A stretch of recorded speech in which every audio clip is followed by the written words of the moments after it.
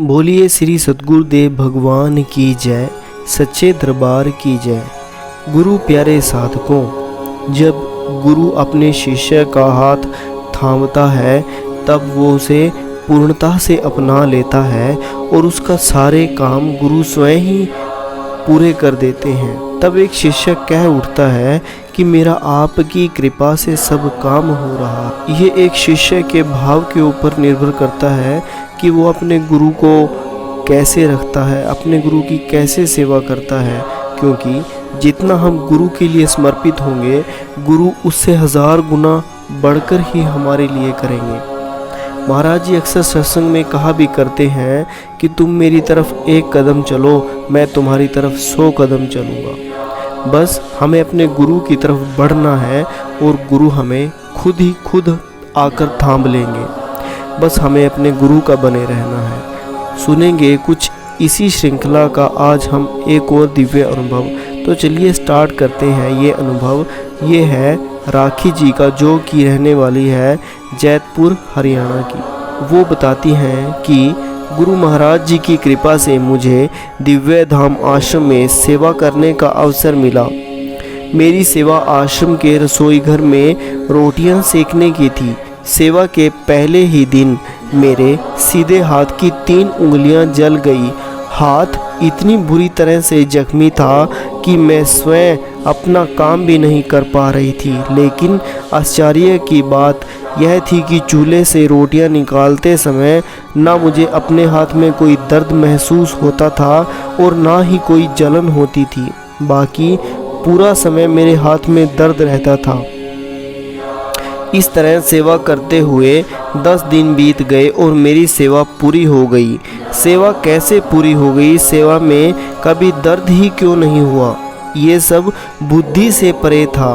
पर हाँ, आत्मा कहीं ना कहीं जानती थी कि इस सेवा के पूर्ण होने के पीछे का सच कुछ और ही था।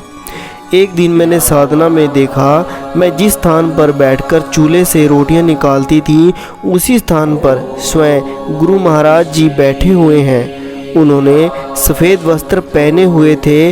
वे चूल्हे की आग में से रोटियां निकाल रहे थे। रोटियां निकालते समय मुझे उनका पूरा हाथ नहीं दिखाई दिया। उनके सीधे हाथ की वही 3 उंगलियां दिखाई दे रही थी जो मेरी जली हुई थी। इस बार मन के अंदर यह भ्रम उत्पन्न हो जाता था कि सेवा हम करते हैं, लेकिन वास्तविकता कुछ और ही है। इस अनुभव के माध्यम से महाराज जी ने स्पष्ट कर दिया था कि मेरी जली हुई उंगलियों के स्थान पर उनकी उंगलियां सेवा कर रही थी। यानी सब कुछ करने और कराने वाले महाराज जी ही हैं। गुरु प्यारे साधकों, ये आप भी जानते हैं और हम भी अच्छे से जानते हैं कि एक साधक के जीवन में कुछ भी उसकी गुरु की आज्ञा के विरुद्ध होता ही नहीं है। बल्कि एक बात हमने भी सत्संग में बहुत बात सुनी है कि गुरु सूली को सूल में निपटा देते हैं। क्या पता किसी साधक के कितने बुरे कर्म रहे हों, पर महाराज जी उस साधक के बुरे कर्मों को एक छोटी सी चोट पर भी टाल देते हैं। एक बड़े से एक्सीडेंट को एक छोटी सी चोट से पूरा कर देते हैं, क्योंकि कर्म तो हमें भुगतने ही पड़ते हैं, पर गुरु उन कर्मों को छोटा कर देते हैं। कर्म का विधान भगवान को भी भुगतना पड़ा था, हम तो फिर भी इंसान हैं। इसीलिए हमें अच्छे कर्मों की तरफ जाना चाहिए, क्योंकि स्वामी विवेकानंद जी ने कहा है कि हम जैसे कर्म करते हैं, हमारे वही कर्म जागृत होने स्टार्ट हो जाते हैं।